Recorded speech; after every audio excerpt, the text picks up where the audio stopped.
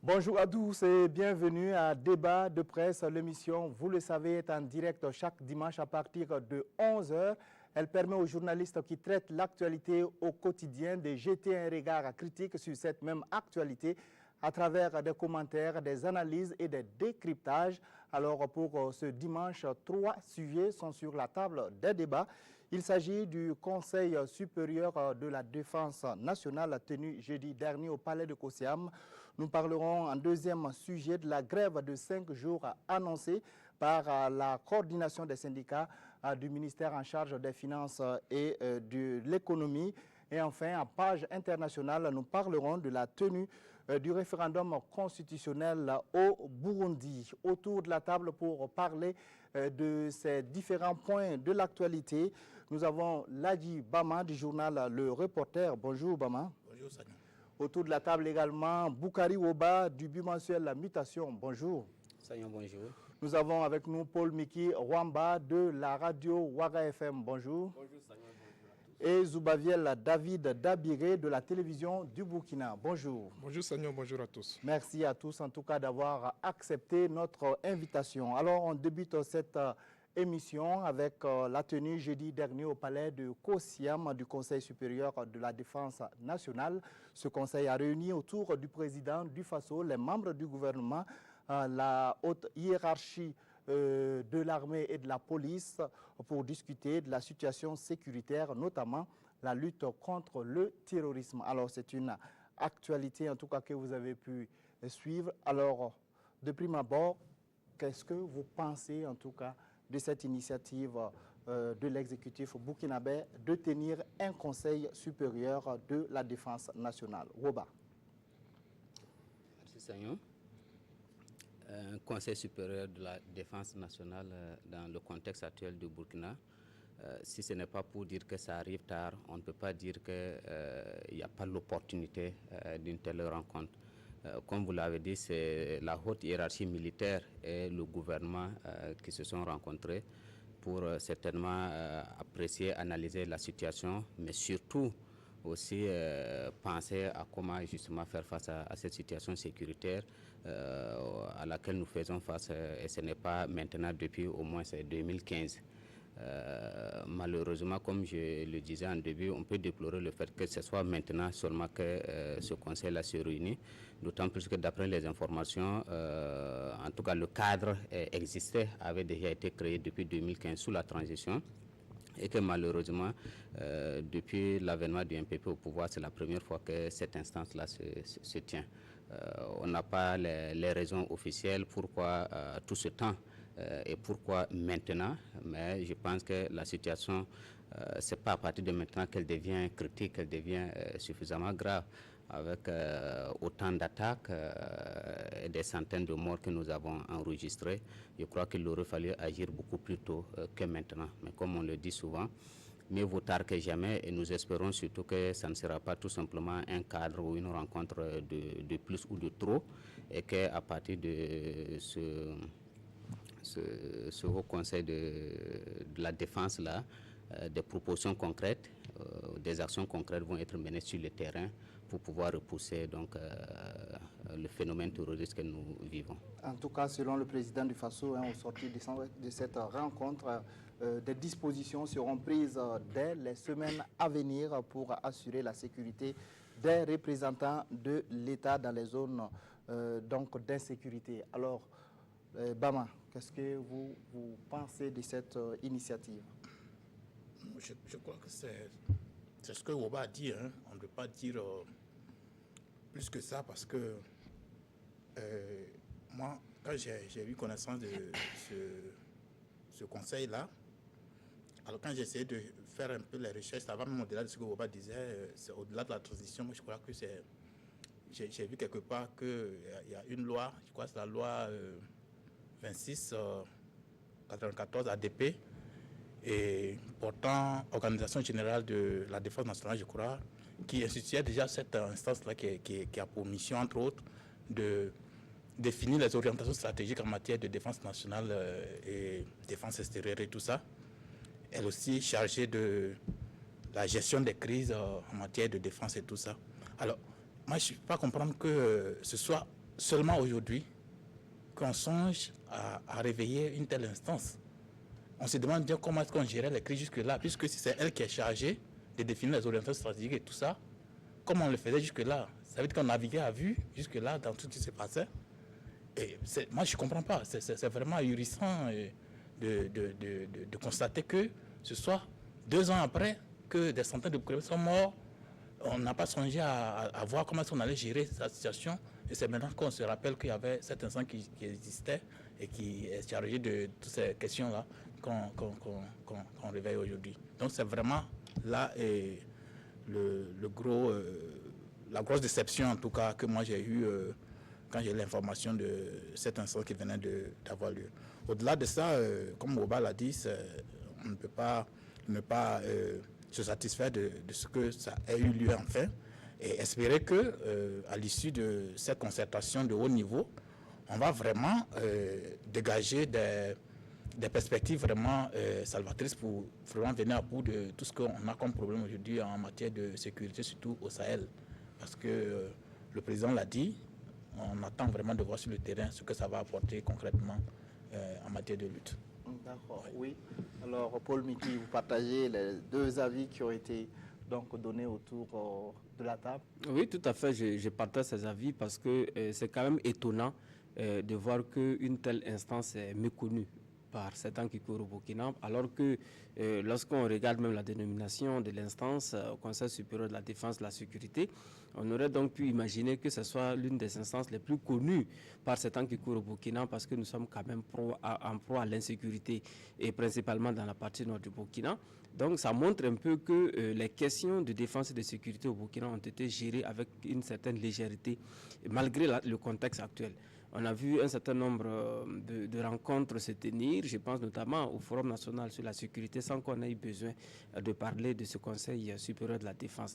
Donc aujourd'hui, il a fallu peut-être attendre l'assassinat du préfet d'Oursi, parce qu'avant lui, il y a eu beaucoup d'assassinats. Le gouvernement même avait dressé une liste de 133 personnes tuées en 80 attaques terroristes. Aujourd'hui, ce sont des statistiques qu'il faut revoir à la hausse, parce qu'il y a eu beaucoup plus de tueries. Il y a eu beaucoup d'autres tueries après ce bilan.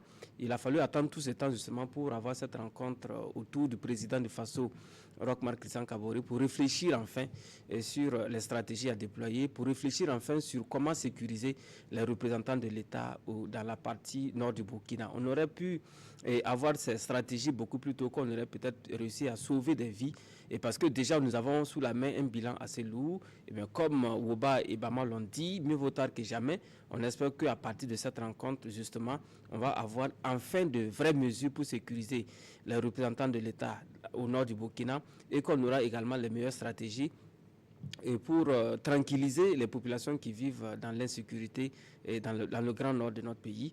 Et on espère que ce ne sera pas aussi une dernière rencontre. Et on espère enfin que les conclusions, ou du moins les décisions qui ont été prises, vont être appliquées. Parce qu'une chose est de prendre des décisions, une autre chose est de les appliquer. Aujourd'hui, on se demande où sont passées les conclusions du Forum national sur la sécurité, parce qu'on en avait parlé sur ce plateau, on avait émis des réserves, des doutes sur la pertinence de cette rencontre. Aujourd'hui, en termes de bilan sur l'application des recommandations, on est un peu perdu. Donc on aimerait véritablement que l'on soit beaucoup plus pragmatique pour les prochaines actions sur le terrain, pour que de façon visible, les populations sentent la présence de l'État, et que ces populations sentent un peu un renforcement de la sécurité. Alors le tout n'est pas d'avoir des rencontres à Ouagadougou, le tout également c'est de pouvoir faire des déploiements sur le terrain pour sécuriser les gens. D'accord. En tout cas, c'est ce qui a été promis. Le président du Faso parle de prendre les taureaux par les cornes pour gérer les questions sécuritaires. Zoubaviel. Alors moi je pense que c'est une action qui s'inscrit en droite ligne avec d'autres actions qui ont été déjà menées jusque-là. Quand je prends les assises nationales sur la sécurité haute et qui visent, selon, dans l'entendement du gouvernement, de trouver la juste mesure pour assurer la sécurité à ce niveau-là. Je pense que c'est une mesure salutaire, mais le problème avec les actions du gouvernement, c'est que souvent elles ne s'inscrivent pas dans la durée et c'est ça le véritable problème. Aujourd'hui, vous allez prendre, comme le président du Faso l'a dit, on va prendre le taureau par les cornes, déployer des mesures pour essayer quand même un maillage de l'espace sahélien. Mais jusqu'à combien de temps ça va durer? On a vu un peu avec l'opération Panga ce que ça donnait. Les résultats étaient probants à un moment donné et puis après tout ça s'est effrité parce que d'abord, peut-être pour un problème ça, c'est des opérations ponctuelles qui sont organisées voilà, de façon... Oui, mais ça pose problème parce que quand le président du Faso parle de prendre le taureau par les cornes, nous sommes d'accord parce que ça permettra quand même de redonner la vie au niveau du Sahel. Mais combien de temps est-ce que ce taureau-là sera pris par les cornes?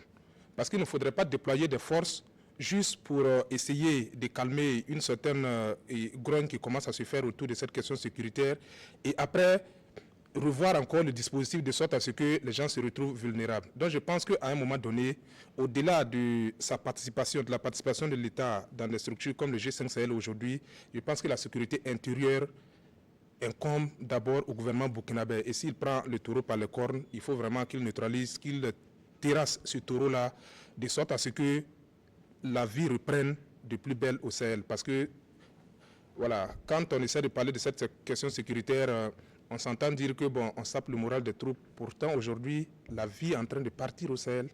Voilà, parce que même les représentants de l'État ne se sentent plus en sécurité aujourd'hui. Si vous prenez aujourd'hui un préfet qui est à Tinakov, qui est à la lisière de la frontière du Burkina avec le Mali, je ne pense pas que ce monsieur-là soit en sécurité si on ne prend pas vraiment ce taureau-là par les cornes. Et il ne faut pas déployer quelque chose et puis après dire que non, bon, il y a une sorte d'alcalmie, tout s'est calmé, et revenez à Ouagadougou, on va voir ce que ça va donner. Donc je pense qu'ici, il faut inscrire cette action dans la durée, de sorte à permettre à ces populations-là de sentir auprès d'elles un certain nombre de dispositifs qui va les rassurer. D'accord. Alors, on a vu le président du Faso, la haute hiérarchie militaire et policière. Est-ce qu'on peut dire que cette fois-ci, en tout cas, c'est le bon, et que les conclusions, en tout cas, les décisions qui ont été prises lors de ce conseil permettront réellement d'avoir un impact sur le terrain en termes de sécurisation des populations? Non, moi je ne vois aucun signe qui permet de dire que cette fois-ci c'est vraiment la bonne. À part le fait qu'effectivement le Conseil a eu lieu. Vous parlez des décisions qui ont été prises. Quelles sont ces décisions-là? Je pense que le minimum pour une telle instance qui se réunit, ça doit se solder par un communiqué. Et quand je dis communiqué, c'est un communiqué militaire. Ce n'est pas en tant que tel un communiqué administratif que peut-être un service d'information du gouvernement nous sort juste pour nous informer que le Conseil de défense est tenu. Non, c'est un communiqué militaire qui annonce des actions, qui annonce justement pourquoi cette instance et qu'est-ce que l'instance peut faire. Mais là, elle s'est soldée pratiquement par des déclarations à la limite à l'emporte-pièce, parce que c'est l'autorité à la sortie donc, du Conseil, on lui tend le micro et qui nous sort des propos d'ailleurs qui, d'une certaine manière, manquent de cohérence. Quand on annonce qu'on va prendre le taureau aujourd'hui par les cornes, alors qu'il y a des moments où on aurait pu même peut-être étouffer carrément le taureau, ce taureau qui a aujourd'hui tellement grossi, je me demande bien si on a les capacités, on a les moyens de le saisir par les cornes. Donc moi, je ne vois pas trop de sérieux véritablement dans nos actions en matière de défense, en matière de lutte contre le terrorisme, mais qui parlait de ce forum national qui a eu lieu sur la question du terrorisme, de la sécurité. À l'époque, justement, quand on a annoncé le forum, c'était la même préoccupation qu'aujourd'hui par rapport à ce conseil de défense-là. On s'est demandé, mais écoutez, nous étions où? Un gouvernement, par exemple, qui est élu depuis novembre 2015, qui est installé en fin décembre 2015, et que pratiquement 2 semaines après, puisque le 15 janvier, on subit une attaque aussi sanglante que celle de Capuchino et du Splendid Hotel, et que c'est plus d'une année après qu'on tient un forum national sur la sécurité, et que plus de 2 ans après, pour la première fois, un conseil de défense et de sécurité se tient dans notre pays. Mais nous ne sommes pas sérieux. Parce que depuis là, à la limite, c'est lorsqu'il y a attaque qu'on réunit rapidement un conseil de crise qui se réunit pour faire quoi? Juste pour faire à la limite un bilan, peut-être ordonner des ratissages et puis après ça s'arrête là. Non, on a besoin d'un travail vraiment stratégique qui est bien peaufiné avec une politique claire qui permette à nous-mêmes citoyens de pouvoir suivre véritablement les actions du gouvernement en matière de défense et de lutte contre le terrorisme. Mais je crois qu'aujourd'hui, véritablement, on ne peut pas ne pas dire qu'il y a une navigation à vue. Oui, réaction sur le sujet, Bama. Non, je suis tout à fait d'accord, hein, parce que il n'y a pas de véritable raison de constater, enfin, de croire que les choses vont changer véritablement juste parce qu'il y a eu une déclaration forte qui a été faite comme ça par le président du Faso. On sait que ça suffit pour que les choses changent. Ce n'est pas la première fois, on est habitué à ce genre de déclarations, souvenez-vous. Les terroristes allaient être terrorisés. Jusque-là, ils ne sont pas encore terrorisés. Hein. Simon Comparé aussi il avait dit qu'on saurait que dans ce pays, il y a des gens qui gouvernent. Mais jusque-là, on ne voit toujours rien. Donc, moi, je pense que les déclarations de gouvernance, ce n'est pas des... excusez-moi, c'est pas vraiment des indices qui puissent vraiment laisser espérer que le lendemain sera meilleur.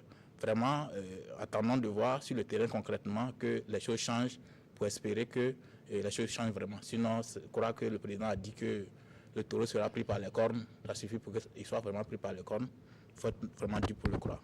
Moi, je ne crois pas du tout. Oui, aujourd'hui, il faut remarquer que le message qui passe le mieux au sein de l'opinion, c'est plutôt les actions sur le terrain. Parce qu'on a tellement entendu de propos que nous-mêmes, en tant que journalistes, et même l'opinion publique est en droit de douter de ces propos. Parce qu'il ne s'agit pas de faire des déclarations de cette nature pour rassurer les gens. On en a connu de par le passé beaucoup de déclarations de cette nature, des déclarations qui ressemblaient beaucoup à des paroles d'évangile et qui avaient pour objectif justement de rassurer les gens. Mais le lendemain, on a vu ce qui s'est passé. Donc ce qui est important aujourd'hui, c'est véritablement les actions sur le terrain. Comment est-ce qu'on fait une présence remarquable sur le terrain pour assurer les populations, nos frères qui sont au nord du Burkina, en parlant de cette question de terrorisme? C'est ce message-là qui peut être bien reçu par l'opinion, parce que nous sommes arrivés à une situation, à un niveau où on ne peut plus croire aux propos. C'est-à-dire on ne peut plus croire aux déclarations de bonne foi. On a entendu le chef de l'État effectivement dire que des mesures seront prises pour sécuriser les représentants du chef de l'État et les représentants de l'État au nord du Burkina. On l'a entendu dire également que le taureau sera pris par les cornes. On veut véritablement voir ce taureau être terrassé par les autorités. C'est ce message qui peut passer. Parce que lorsqu'on fait quelques temps en arrière, on se rend compte que des propos pareils avaient été déjà prononcés, comme je le disais tantôt. Donc aujourd'hui, il faut véritablement des actions sur le terrain pour rassurer les gens. On ne va pas demander au gouvernement aujourd'hui de nous dire comment est-ce qu'elle va s'en prendre s'y prendre pour sécuriser les représentants de l'État au nord du Burkina. On sait que ça relève peut-être du secret militaire, mais ce sont les résultats qui vont peut-être permettre de rassurer les uns et les autres. On a tellement eu de situations pareilles. Et aujourd'hui, le contexte actuel commande véritablement qu'on ait des résultats. Qu'on ait des résultats, c'est ça qu'on attend. Oui, dernière réaction, Zoubaziel, avant qu'on passe Alors, pour aller abonder un peu dans le même sens que les confrères, on a entendu le responsable, le secrétaire en charge de cette institution et le colonel-major Palé Naba, qui a dit qu'il y avait des gens qui étaient à l'entraînement, il y a un certain nombre d'équipements qu'ils vont fournir et un certain nombre de choses, de dispositifs qu'on va mettre en place. Je pense qu'ils ne pouvaient pas aller au-delà de ce message-là parce que ce sont des questions militaires. Et c'est en ça que je prends un peu le contre-pied de ce que Woba disait. On ne peut pas décrire une stratégie militaire qu'on va aller mettre en place sur le terrain et se confronter à des ennemis. Je pense qu'à ce niveau-là, c'est un peu difficile, c'est un peu trop demandé.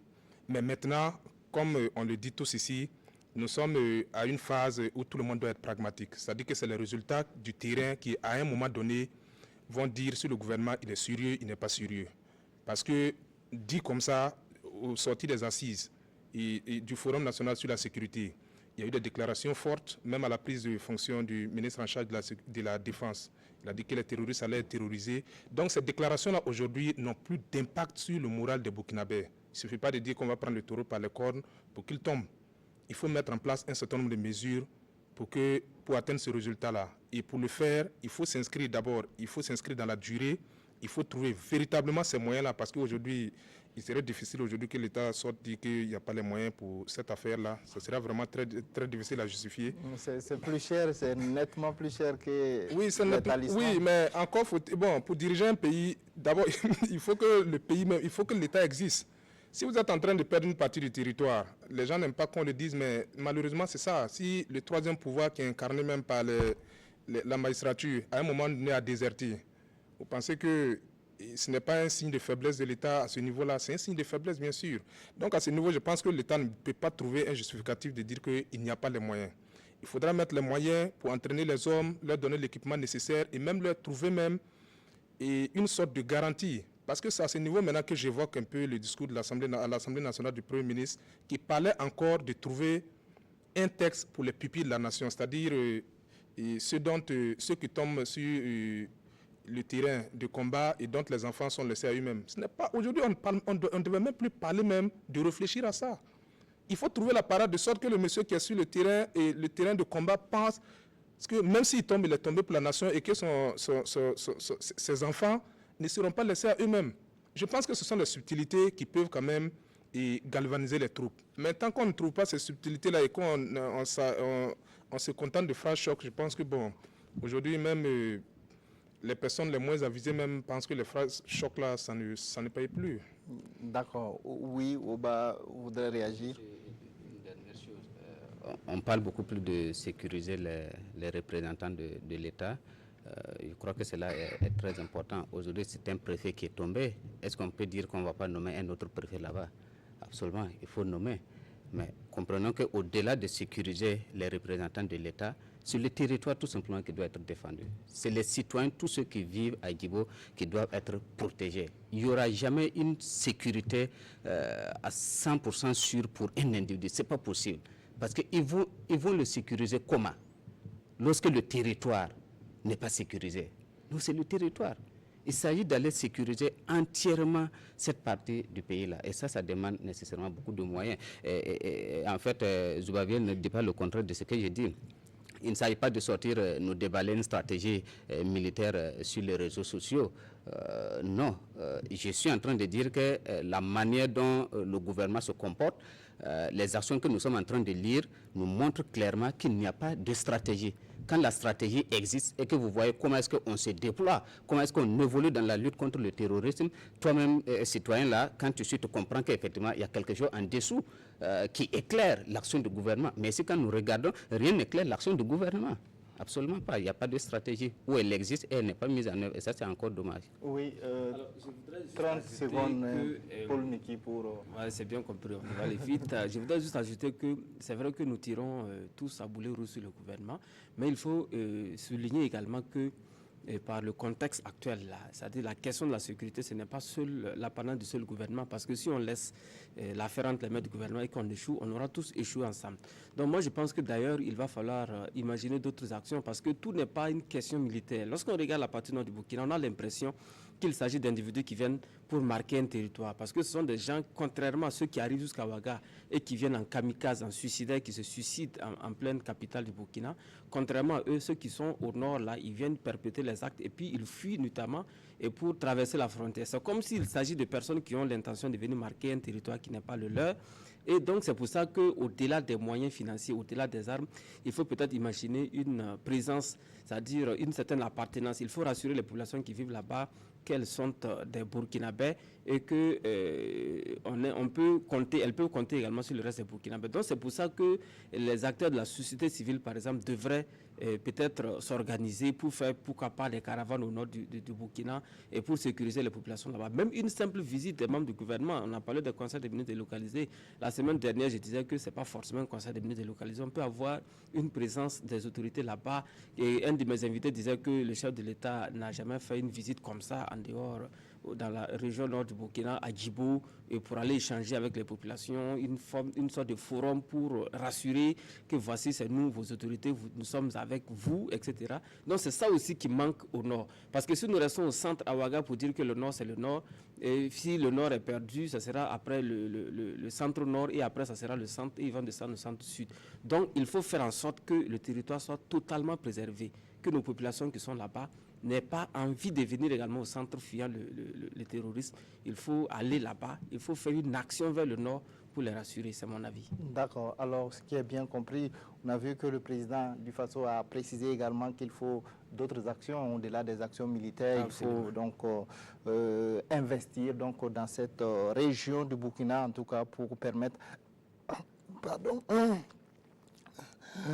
à ceux qui y vivent de se sentir burkinabé, donc comme tout le monde. On va donc changer de sujet pour parler d'une autre difficulté que le Burkina vit actuellement.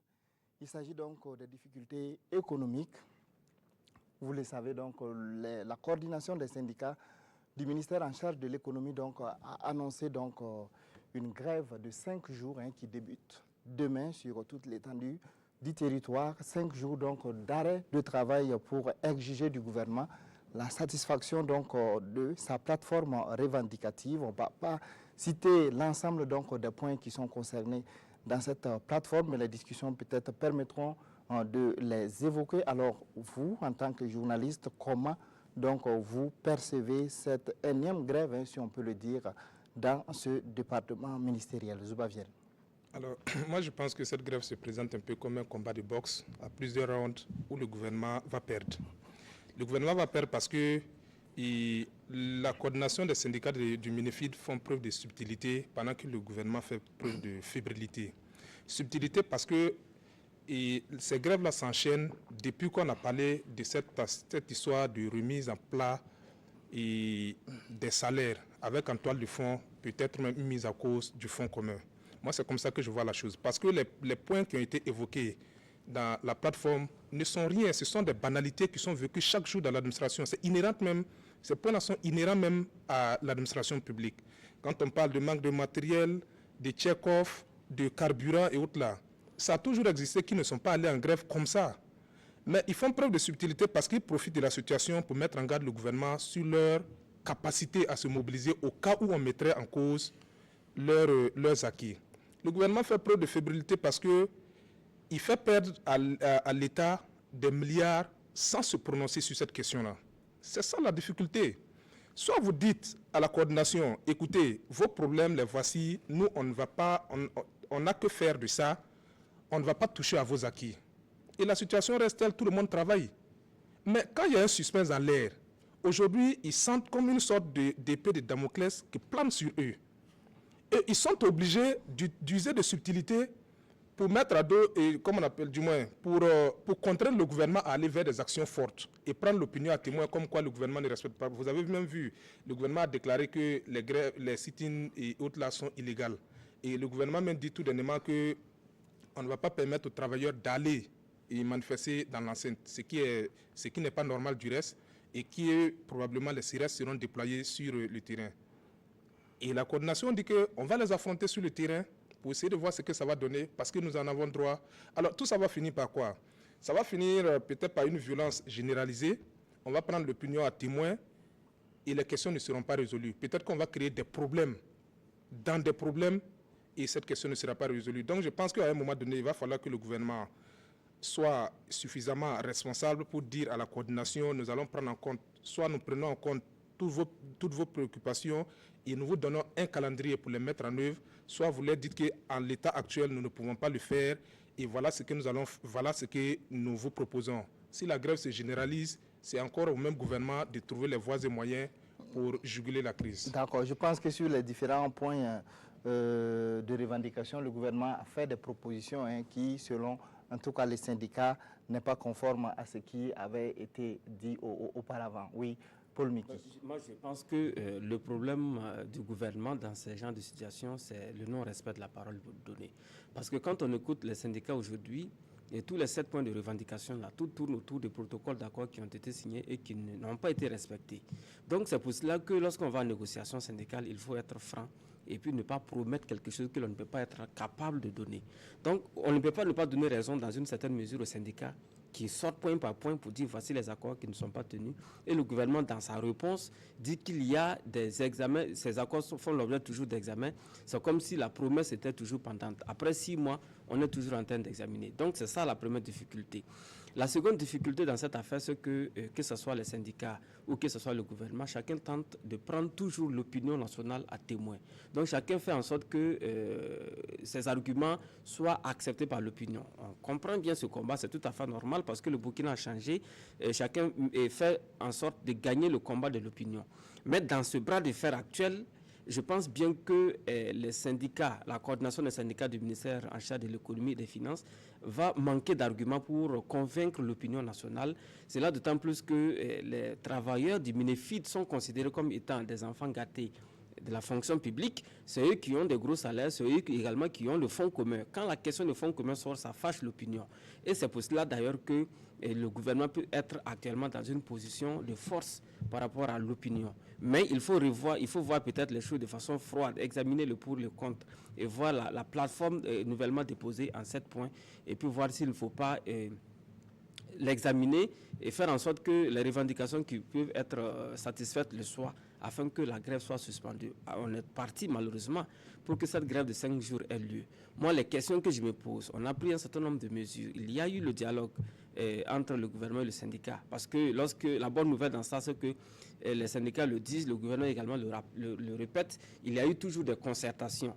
On a eu l'impression que ces concertations n'ont pas porté fruit ou qu'il y a une fuite en avant et c'est ça qui donne lieu à cette grève qui commence le lundi 21 et qui va jusqu'au vendredi prochain.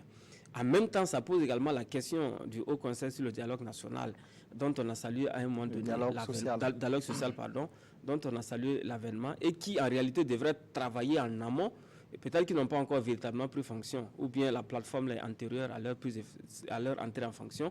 Mais en réalité, c'est ce que je disais, on devait observer justement cette institution, voir si son travail en amont ne peut pas permettre de faire l'économie de certaines grèves. Aujourd'hui, on va observer 5 jours de grève. Ce sont les usagers de l'administration financière qui vont payer cash dans cela.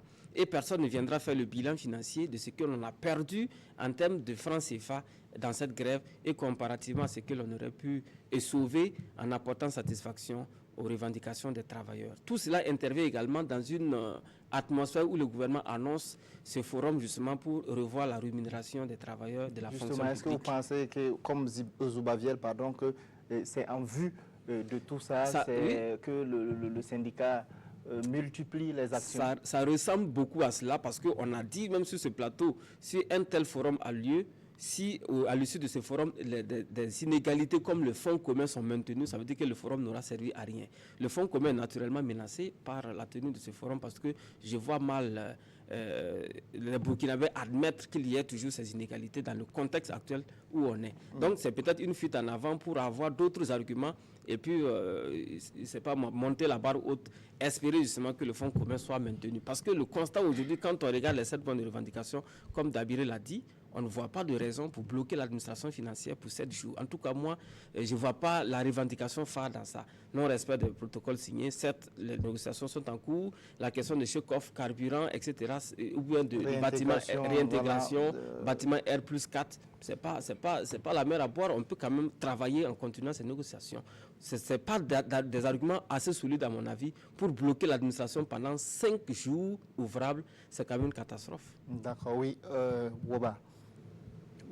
J'ai envie de savoir si le gouvernement et puis le syndicat se sont déjà parlé même depuis que le gouvernement MPP. En tout cas, les deux disent qu'il y a eu des rencontres, il y a eu dialogue. Je ne suis pas sûr que ce soit un dialogue. On peut peut-être bavarder ou discuter ensemble sans avoir dialogué. Je crois ici on est en train de parler, nous ne sommes pas en train de dialoguer entre nous ici. Chacun dit ce qu'il pense et puis bon voilà. Voilà, on peut être d'accord, on peut ne pas être d'accord. Personne ne dialogue avec l'autre. J'ai l'impression que c'est la même chose entre le gouvernement et puis les syndicats. Il y a eu plusieurs occasions où les deux parties se sont rencontrés, mais ils n'ont pas véritablement dialogué.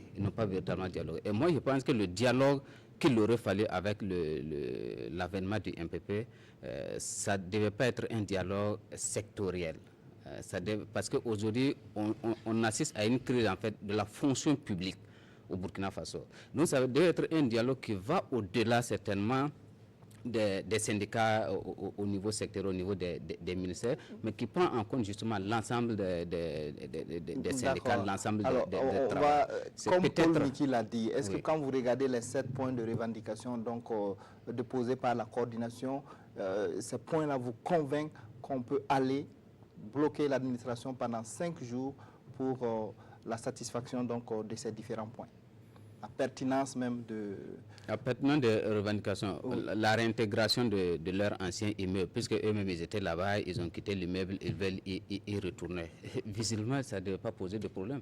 D'autant plus que c'est un bâtiment qui appartient à l'État, qui a même appartenu au ministère de l'économie et des finances. On rappelle que le gouvernement, dans je ne son vois pas de communiqué difficulté. sur lequel on va revenir... Ils disent qu'ils sont d'accord et que... avant fin 2018 en tout cas. Qui vont intégrer... Bon, la question c'est peut-être pourquoi avant fin 2018.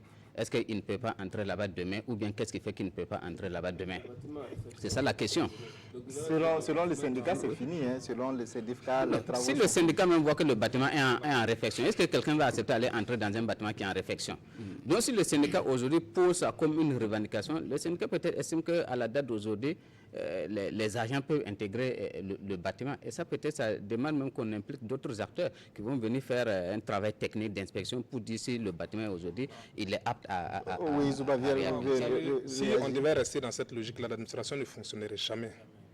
Parce qu'aujourd'hui, quand vous prenez, même regardez aujourd'hui la télévision, il y a un projet de déménagement quelque part. Un jour, il y a beaucoup de structures de l'État sont dans ces situations-là. On ne dit pas que cette affaire-là, la grève, elle doit se tenir dans le cadre légal. C'est leur droit. Mais maintenant, est-ce que les points soulevés en valaient la peine? Je dis encore une fois de plus, le problème du carburant, le problème des bâtiments, ce sont des problèmes inhérents à l'administration publique burkinabé. C'est-à-dire que si on devait en tenir compte pour faire des grèves, chaque jour que Dieu fait, on en serait dedans. Parce que c'est des problèmes vraiment inhérents à l'administration. Donc moi, je pense qu'à ce niveau-là, c'est une situation qui cache mal une autre. On a mis ça en avant pour essayer de montrer, faire une démonstration de force, pour dire que voilà ce dont nous sommes capables. 5 jours, ça va bloquer l'administration. Et si vous touchez à ce que Paul Miki venait d'évoquer de suite, la question du fonds commun, ça pourrait peut-être donner une autre situation. C'est ce que je pense. Sinon, les 5 points... Oui, Ouba. Ce que vous dites est peut-être vrai, mais certainement en partie. Les grèves ne datent pas de l'annonce de Haut Conseil, ou du moins de la réunion sur la remise en cause du système de rémunération. On a atteint même des pics de grève jamais égalés avant même qu'on annonce la remise en cause du système. La remise en cause du système de rémunération n'est qu'une conséquence des grèves qu'on a déjà vécues. Donc les agents étaient en grève depuis que le MPP est arrivé. Il y a peut-être un problème de confiance, tout simplement, entre les acteurs qui fait que les gens vont en grève. Donc aujourd'hui, on peut peut-être dire qu'avec ces rencontres qui sont annoncées, je crois que les discussions semblent vouloir commencer d'ici le 12 ou bien le 13 juin, avec ces rencontres qui sont annoncées, et vous savez que il y a une bonne partie des syndicats, notamment tous ceux qui sont dans le collectif CJTB, qui ne sont pas au niveau de l'instance qui a été mise en place pour piloter justement ces discussions-là. Chose qui est encore dommage, parce que le gouvernement peut même estimer qu'il a raison. Mais le gouvernement a quel intérêt à vouloir mettre en place un cadre de dialogue, un haut conseil pour le dialogue social, en ne prenant pas toutes les mesures, quitte à faire des concessions, pour moi, toutes les concessions possibles, pour que tout le monde soit dans ce haut conseil pour le dialogue social. Mais ça n'a vraiment pas de sens. Le haut conseil pour le dialogue social ne doit même plus mériter son nom dès lors qu'il y a des acteurs sociaux qui ne sont plus dedans. Parce que, véritablement, le dialogue, là, ça vise qui même? Je crois que les acteurs qui sont sur le terrain, qui sont régulièrement en confrontation avec le gouvernement, c'est ceux qui sont affiliés à la CGTB. Et aujourd'hui, ce sont ces acteurs-là qui ne sont pas dans le Haut Conseil pour le dialogue social. Mais finalement, ce Haut Conseil, c'est pour dialoguer avec qui? Ça ne marche pas. Donc, je crois qu'on n'a pas besoin d'aller dans un certain entêtement à mettre en place ce Haut Conseil-là sans avoir pris toutes les mesures, les garanties pour que tous les acteurs soient représentés dedans. Donc, véritablement, on va vers l'échec. On revient sur la grève qui est annoncée, qui commence demain, c'est jusqu'à vendredi. Bama, quel est votre avis en tout cas sur cette annonce qui a été faite par la coordination des syndicats du MINEFI? En fait, moi, finalement, j'ai un sérieux problème avec tous les acteurs, finalement, parce que moi, je pense que on doit maintenant changer le fusil d'épaule. Il y a trop de... C'est-à-dire que les gens ne sont pas sérieux avec eux-mêmes. Oui. Il y a un manque de transparence même dans la gestion de ces questions-là. Et il faut qu'on sorte de là. Parce que, vous voyez, on n'arrive pas à poser un débat assez cohérent sur toutes ces questions, parce qu'on ne maîtrise rien même finalement dans ces discussions-là, dans ces revendications et autres. Chacun, de son côté, veut en même temps avoir l'opinion avec lui, tout en cachant la vérité à tout le monde. Personne ne veut dévoiler ce qu'il y a exactement au fond de son combat. C'est vrai qu'il y a des accords. Que ce soit au niveau du gouvernement, que ce soit au niveau des syndicats. Moi, souvent, je suis dépassé souvent quand ils demandent à un responsable syndical, mais tu ne mets pas d'un protocole d'accord qui date de l'année passée que le gouvernement refuse de mettre en application. Je peux avoir une copie de cet accord-là pour voir ce qu'il y a dedans. Il me dit non, il ne peut pas me donner. Mais soyez sérieux. Il y a quel secret dans un accord entre un gouvernement et un syndicat? Pourquoi on ne peut jamais donner ça à quelqu'un? Et vous voulez que nous tous soyons derrière vous tout le temps, en train de vous accompagner pour mener un combat. On ne sait même pas de quoi il s'agit. Vous voulez continuer dans ça? Moi, je dis non. Il faut qu'on arrête ça maintenant. Il faut poser le débat de façon claire et transparente, qu'on sache de quoi il s'agit, pour que chacun sache où mettre les pieds. Parce qu'à cette allure-là, on sera dans ça jusqu'à l'infini, on ne va jamais s'en sortir. Il faut que les syndicats, moi je peux comprendre d'ailleurs, plus le gouvernement qui soit ça, parce qu'eux sont habitués, ils sont toujours dans l'obscurité, n'aiment pas la transparence, je peux le comprendre. Mais un syndicat quand même, il doit pouvoir faire dans la transparence. Et je suis curieux souvent quand je vois des syndicaux qui refusent de donner à la presse copie d'un accord qu'ils ont eu avec un gouvernement. Je ne sais pas à quoi ça rime ça. Et donc moi je pense que c'est des choses qu'il va falloir d'abord éclaircir d'abord pour qu'on puisse avancer. D'accord, oui. Le gouvernement a fait un communiqué, c'est un communiqué peut-être que vous avez lu ou en tout cas écouté sur les ondes des différents médias. Alors, que pensez-vous finalement de ce communiqué? Vous l'avez trouvé assez ferme ou en tout cas assez mesuré? Non, je pense que dans le communiqué du gouvernement, il était question de prendre les revendications des syndicats point par point et dire où est-ce qu'on en est avec les négociations. Parce que lorsqu'on lit le communiqué, justement, ça donne l'impression que sur les 7 points, il y a 5 qui ont déjà des débuts de solution et que les 2 autres points ne dépendent pas directement du gouvernement. En tout cas, le gouvernement s'en lave les mains en quelque sorte. Mais ce qui est également écrit dans le communiqué, c'est qu'il est prévu apparemment des sanctions. Parce que c'est ce qui manque aussi. Le gouvernement reprend la question des réquisitions qui vont être remises ou qui, si ce n'est déjà fait, à certaines personnes dans le cadre de cette grève-là pour ne pas paralyser la dans la réalité, il y a toujours eu des réquisitions qui ont été prises, hein, mais l'application, voilà. Oui, c'est pour cela que ici... Est-ce que c'est suffisant vraiment pour assurer un service? Non, ça ne suffit pas. Les réquisitions, ça ne suffit pas forcément parce que ce qu'il faut relever ici, c'est que forcément, il y aura une paralysie de l'administration financière pendant toute la semaine qui commence demain. Ça, c'est clair. Mais le gouvernement fait des efforts justement et en usant de ses prérogatives légales pour remettre des réquisitions à un certain nombre de personnes qui devraient aller en grève pour que l'administration ne soit pas totalement paralysée. Le droit de grève est reconnu, les réquisitions également sont reconnues, mais on a de par le passé constaté que c'est quelquefois mal exécuté. Donc c'est pour cela que dedans aussi on prévoit des sanctions, des coupures de salaire, des sanctions pour les personnes qui vont prendre des réquisitions et qui ne vont pas venir travailler. Donc il faut aller dans la légalité. Je pense que c'est comme ça qu'il faut faire. Rappelez-vous la grève au niveau du ministère de l'Action sociale. Je crois que là, il y a un exemple à prendre parce que la question de réquisition, on s'est attaché à un moment donné les services d'un huissier pour remettre les réquisitions et on a vu, nos confrères ont vu des travailleurs qui ont donné dos lorsque le huissier se présente à lui pour remettre cette réquisition. C'est comme si on fuyait un peu. On ne peut pas être un syndicaliste et puis fuir un peu devant la légalité. Donc on a besoin au niveau du gouvernement quelquefois d'une bonne dose de folie pour gérer la question des syndicats. Parce que depuis un certain temps dans notre pays, on ne parle que de terrorisme et de grève. Terrorisme, grève, c'est d'ailleurs les 2 sujets que vous avez retenus ce matin pour le débat de presse. Est-ce qu'il n'y a pas d'autre chose à faire dans ce pays? Oui, non, mais c'est notre actualité, c'est malheureux, mais c'est ça. Terrorisme, grève, je ne sais pas où on va avec ça. Donc il va falloir à un moment donné que l'on quitte dans ce scénario où on a un serpent qui se mord la queue pour se prononcer véritablement vers le développement. Sinon, je ne sais pas quel bilan on va présenter aux électeurs en 2020. Je parle du gouvernement. Je ne sais pas également quel type de proposition on va présenter aux mêmes électeurs. Je parle de ceux qui luttent pour reprendre le pouvoir. Donc, on est dans cette situation. Il va falloir véritablement sortir de là et puis penser véritablement le développement. Je crois que le gouvernement également doit faire preuve de fermeté, quelquefois. Parce que le communiqué dont vous parlez, quand on le lit, ça ressemble aussi un peu à une négociation. On a l'impression que l'on veut... Une explication de la situation. Oui, on explique la situation, mais on veut avoir le sentiment de l'opinion nationale avec soi. On est gouvernement, on doit être rigide par rapport à certaines préoccupations. Parce que comme Bama l'a dit, tout le problème de la grève au niveau du ministère des Finances, c'est l'opacité qui entoure les accords qui sont signés. On a été témoin de ça.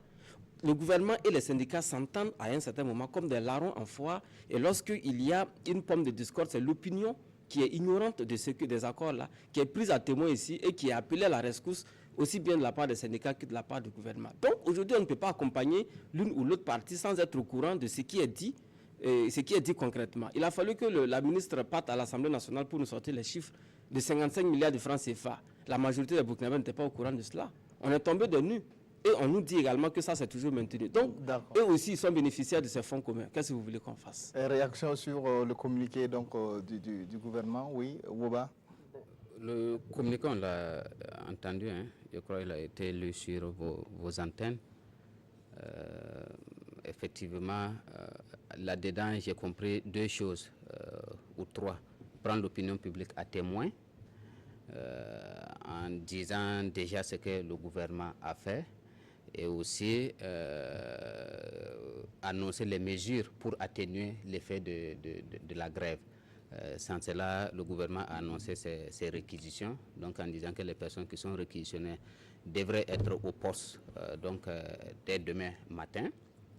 Et à propos des réquisitions, vous savez, ça ne va pas être la première fois que des agents sont réquisitionnés, mais qui n'ont pas, effectivement, ne se sont pas soumis à la réquisition.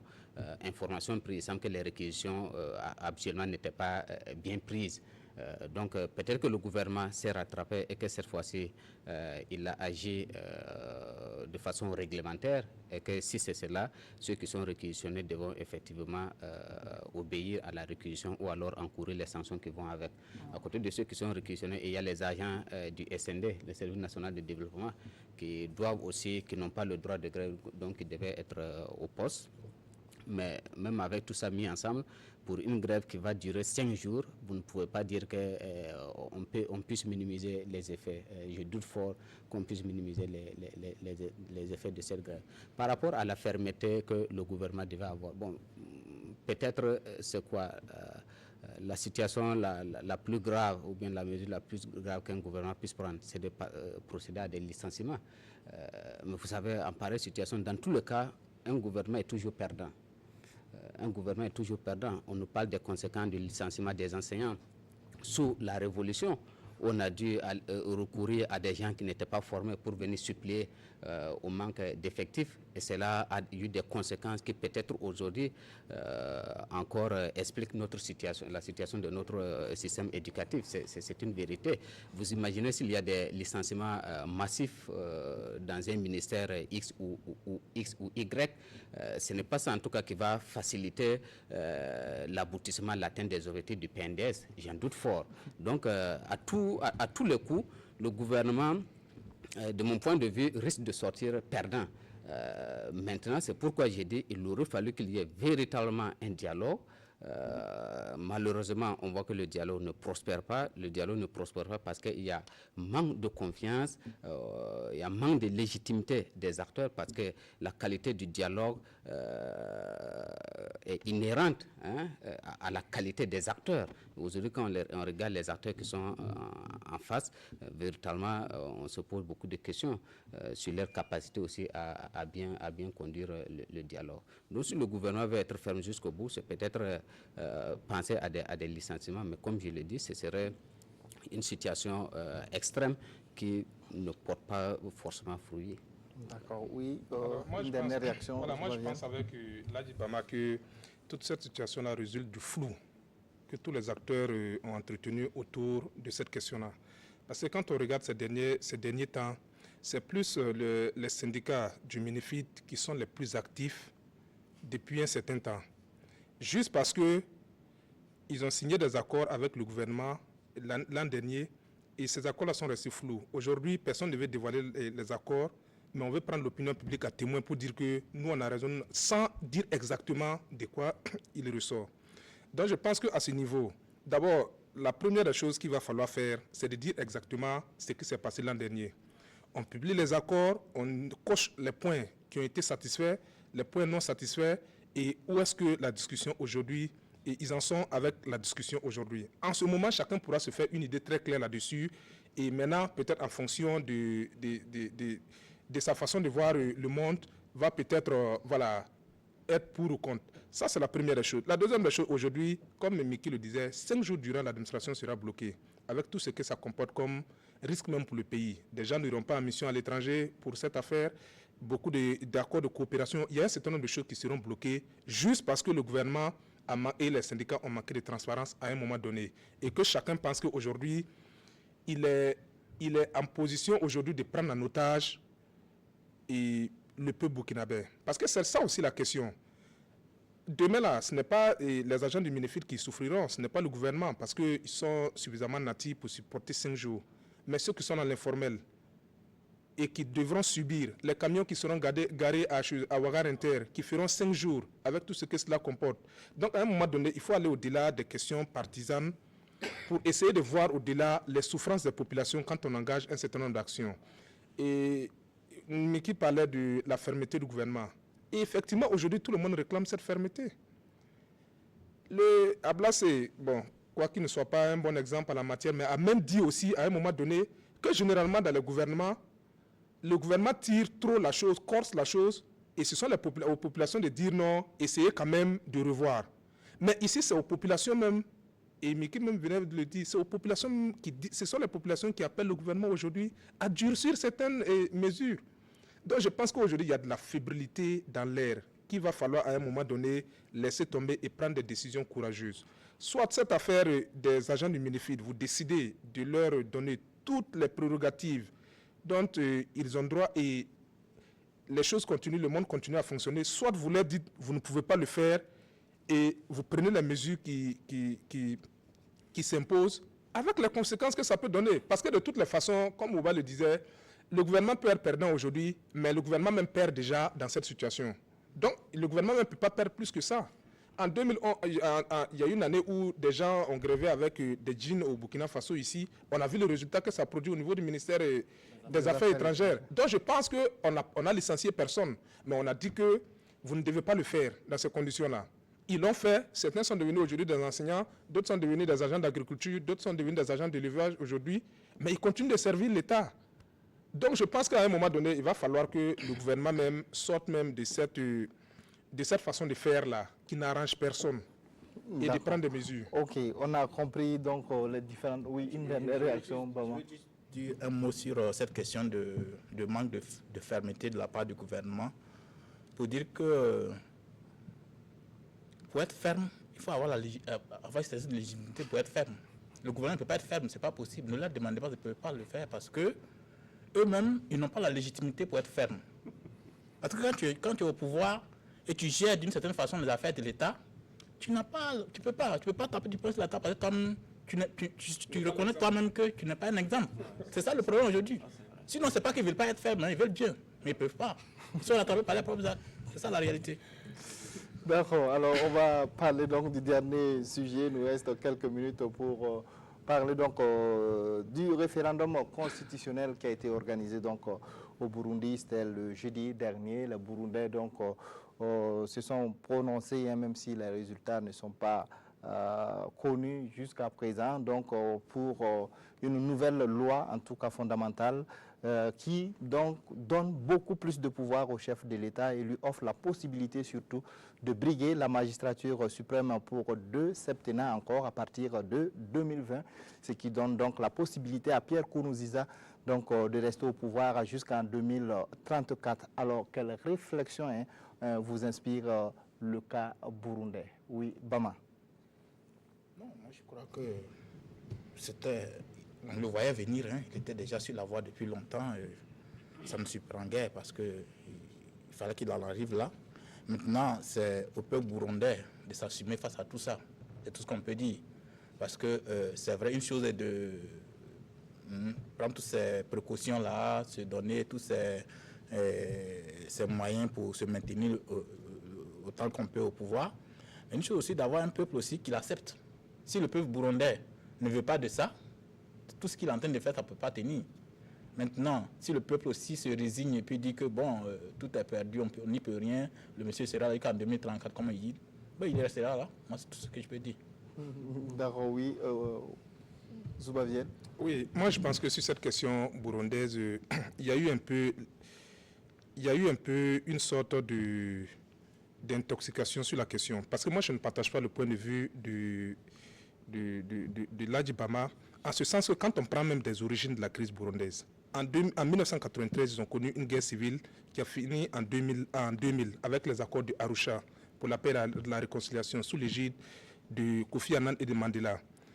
4 ans de transition pour aboutir à une constitution en 2005, où il était stipulé à l'article 96, je pense, que le président est élu au suffrage universel direct pour un mandat de 2 ans non renouvelable. Malheureusement, au regard du contexte burundais, le président Nkurunziza, qui a été élu en 2005, a été élu par l'Assemblée nationale et le Sénat. Ce n'est pas le suffrage universel direct. Donc, à ce niveau, c'est là même tout le problème du Burundi. En 2010, il a rebelloté. En 2010, il a rebelloté avec le suffrage universel direct, tel que stipulé par la Constitution. En 2015, il devait maintenant faire le 2e mandat par le suffrage universel direct. Et c'est là que tous les problèmes ont commencé. On a dit que non, ce n'est pas possible parce qu'il avait déjà fait 2 mandats. Et lui estime que le mandat de 2005 n'a pas respecté la Constitution. Donc, ne fait pas partie de ces 2 mandats. Le problème est parti de là. C'est un problème politique qui s'est posé. Directement, on a vite fait de confondre, la communauté dite internationale a vite fait de confondre cette situation à la situation du Burkina Faso. On a commencé à monter les OSCE, essayer de dire non, Nkurunziza part et autres, sans tenir compte que c'est une question politique sur laquelle il fallait discuter et trouver une solution. On a radicalisé les différentes positions. Aujourd'hui, où est-ce que nous en sommes? Ce qui avait été présenté en son temps comme une sorte de mouvement de la société civile a fini par une sorte d'insurrection armée.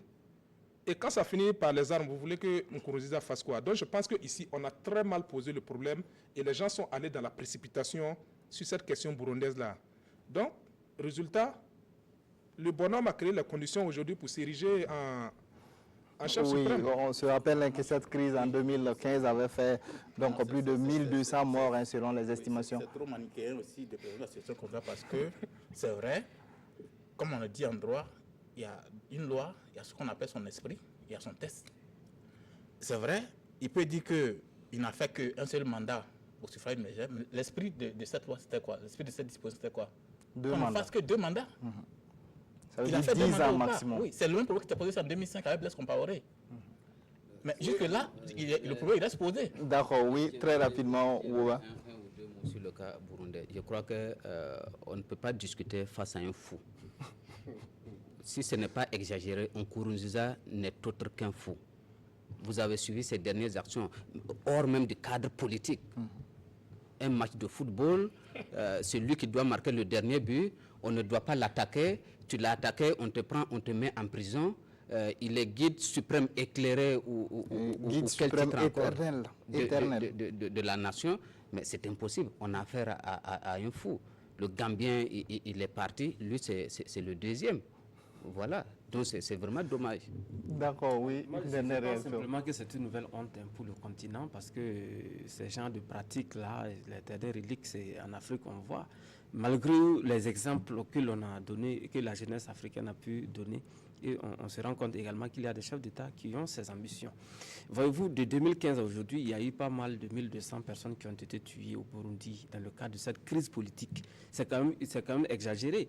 Et aujourd'hui, avec le référendum que l'on a connu jeudi, là, on se rend compte également que des gens ont été à la limite bastonnés. On a accompagné des gens jusqu'à dans les urnes pour les obliger à voter pour le oui, pour avoir cette modification constitutionnelle dont l'objectif, c'est de renforcer les pouvoirs d'un président qui veut rester au pouvoir jusqu'au moins en 2034.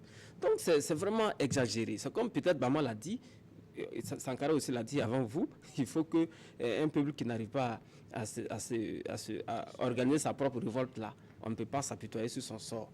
On n'est pas en train d'appeler à une insurrection au Burundi, mais ce qui s'est passé le jeudi, c'est qu'on a forcé des gens à voter pour le oui. Je ne sais pas quelle autre voie on donne aux Burundais pour faire respecter la démocratie dans leur pays. On ne va pas faire... Non, d'abord sur cette question, moi je suis sidéré même par le parti pris des médias occidentaux sur cette question. Parce que certainement c'est de là que vous tirez un peu cette source de violences qui ont été faites. Moi, c'est le problème que moi je pose sur la question burundaise, c'est la façon dont nous résolvons nos problèmes politiques en Afrique. Parce que quand un problème politique se pose directement, il faut qu'il s'en aille. Qu'il s'en aille où? Il n'a pas été élu. En fait, c'est l'interprétation. D'accord. Alors, on avait bien compris votre position. On ne va pas revenir donc pour refaire le débat. Vous avez donné vos différentes positions sur la question. Ça a été compris donc par les téléspectateurs qui ont également leur point de vue sur la situation au Burundi. On est au terme donc de cette émission. Nous vous remercions en tout cas d'avoir sacrifié donc votre dimanche matin pour cette émission. Merci à vous et je rappelle donc aux téléspectateurs que j'étais sur le plateau avec Ladjibama du journal Le Reporter, Boukari Woba de Mutation, Paul Mikirwamba de Waga FM et Zoubaviel David d'Abigué de la télévision du Burkina. Merci pour votre fidélité. Restez en compagnie de nos programmes.